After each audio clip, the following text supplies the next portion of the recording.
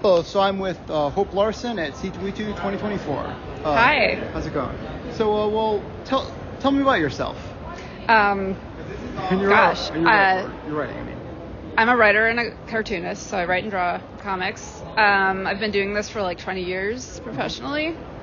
Mostly I write middle grade graphic novels for book publishers, so basically graphic novels for middle schoolers. Nice. My most recent book is actually young adults. It's called Be That Way, and that's why I'm here at C2E2. And you wrote and drew it. I did, yeah. I wrote and drew it. Nice. So it's about this girl, Christine, who's a 16-year-old. She's living in Asheville, North Carolina, which is my hometown where I'm from and where I live now, in the 90s. And this is a pretty classic coming-of-age type story. She's got problems with her best friend Landry. She's got boy problems. And through all of that, this is a story about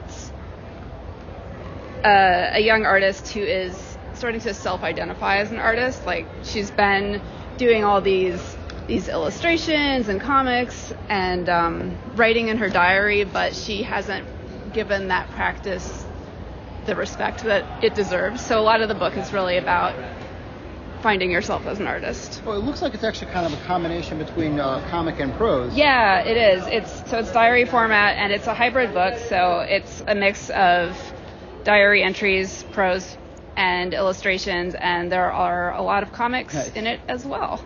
That's cool. So it was a lot of fun to work on. I've been doing comics for so long that I really wanted to get out of my comfort zone a little bit.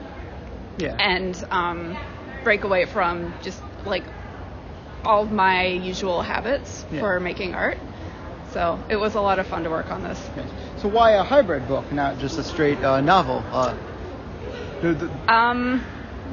Well, I wanted to continue to experiment with the interplay of imagery and words, because that's kind of what I do, but just in a slightly different way than I normally do.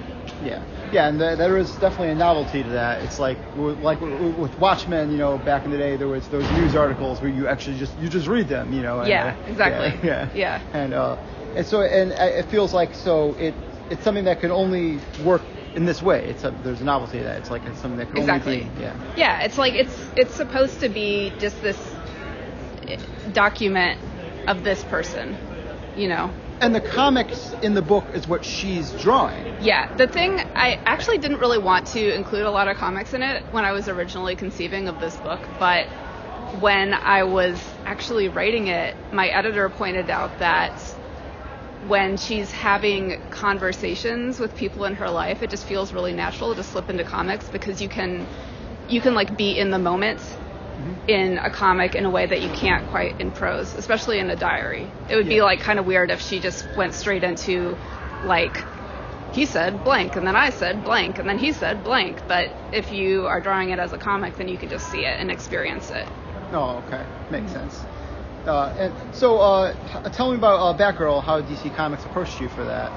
I met, oh boy, I'm not going to be able to remember everybody's name. It has been a number of years. I met one of my editors through a mutual friend when I was living in Los Angeles, and I had lunch with them and was invited to pitch on Batgirl. So I pitched, and I got the job, and that's pretty much the story. It was really fun, you know? Yeah, nice. And it was right off. It was right after Babs Harr's drawing, with Cameron Stewart and Brendan Fletcher. Yeah. And how much did you view it as a continuation of that or its own thing? I viewed it as largely a continuation. My editors in DC had some ideas about where they wanted the story to go, so that was where that was my jumping off point, was their suggestions. They wanted to have her get out of Burnside and go globetrotting a little bit. Yeah. So that was where that came from. And then it made sense after that to have her come back to Burnside and sort of like settle back in and figure out where she is in the world and in herself in that moment. Yeah. and something interesting is I did prep a little bit. I reread some of the Penguin story, and what's interesting about that is how much it feels of the time. It almost felt like you were writing about Trump. Oh yeah. which I enjoyed, and but I mean there's even referencing the federal government, which kind of was implying that, Yeah. And like how much. I mean, so I guess like.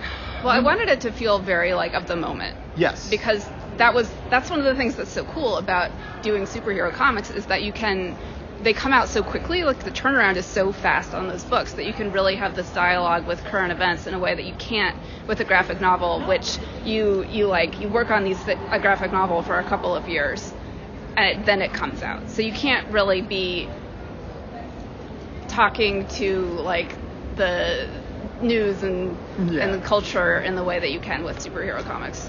Makes sense. And I really like the Harley Quinn one. What's interesting about it is that story is... is that just the Christmas one? Yes, was there another one? Yeah, okay. Her Christmas one, yeah. What's interesting about that story is Batgirl was essentially saving someone that she really didn't like. And to me, that's a superhero story. Yeah, that's being a hero, right? Like right. You have to stand up for the people, for everybody, even if they aren't someone who's your favorite person. Right. Well, even if they kind of are kind of a supervillain, though. Yeah. I mean, they're still people, though, right? Right. I mean, I don't think I could be a superhero because I would have a really hard time with that. Right. Yeah. Yeah. But that's why I'm not, right? Yeah. Another thing about that comic is it was published in, I think, 2019, maybe 2018. Sounds right. And there was a whole thing about it where they were wearing masks because they didn't want to spread an illness that had just been created. Oh, God. Is that really? Yes.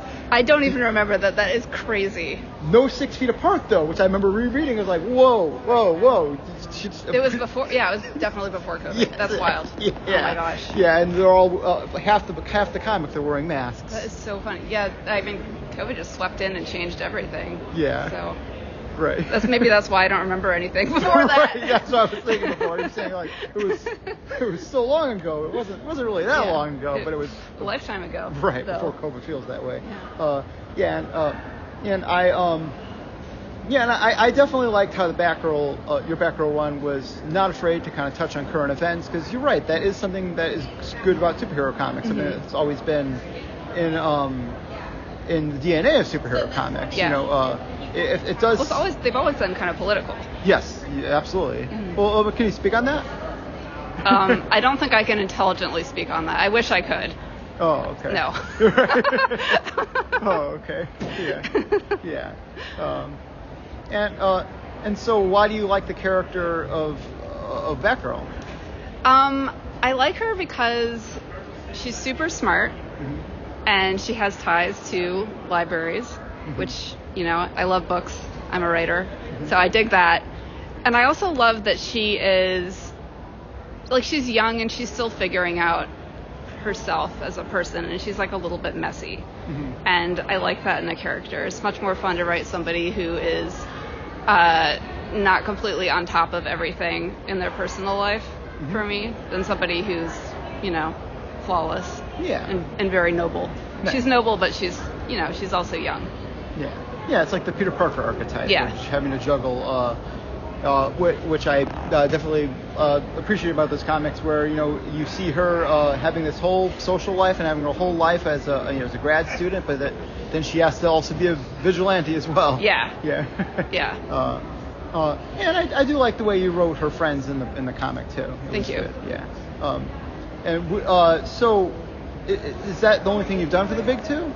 Yeah, I sort of stepped away after doing Batgirl. The schedule was a lot for me, even though I really enjoyed it. And I was actually planning to do a little more stuff, but it's really it's a very demanding schedule. And I ended up having a kid not that long after doing Batgirl, and I wanted to have a more flexible schedule. I just couldn't be 100% there for my publisher. Yeah. So going back to graphic novels, which have this longer, more flexible time frame, is what made sense. And I just haven't really gone back to it, but makes sense. Maybe. Yeah, it was just hard with the deadlines with having a kid and stuff. Yeah.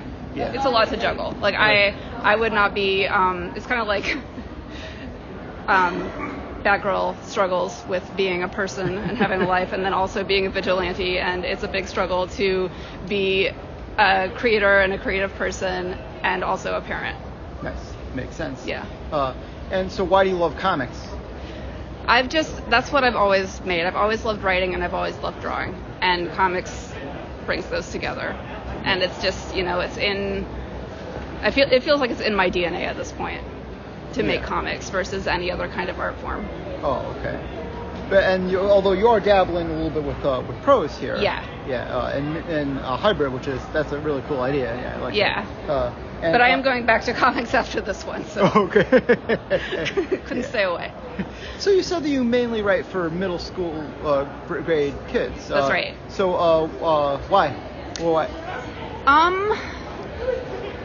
It's an interesting age.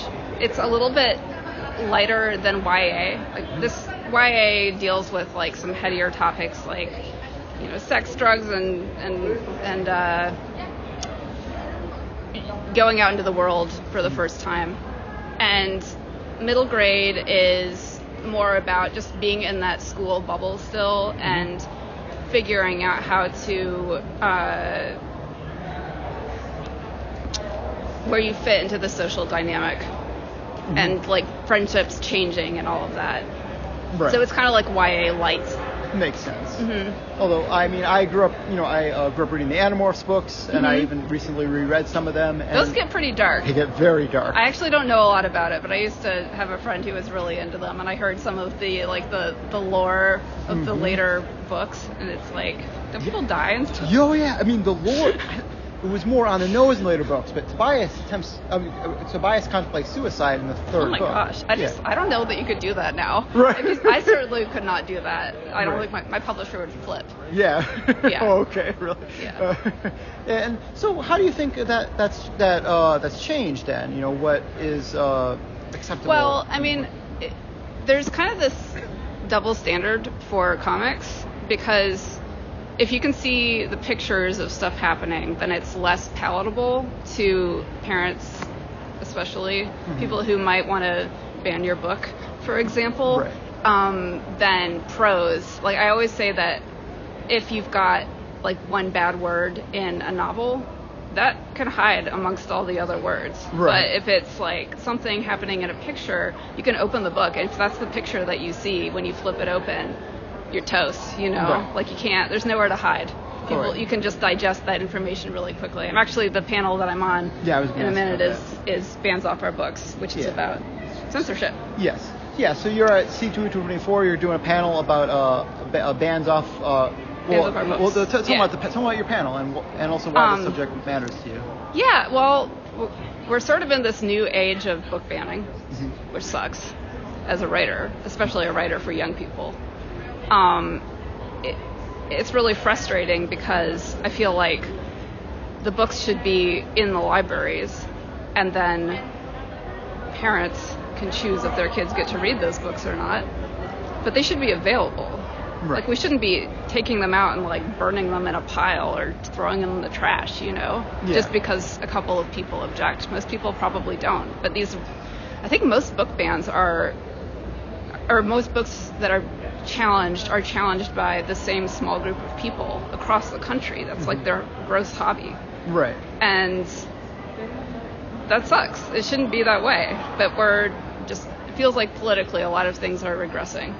Yeah, definitely. It's like it's frustrating as an author.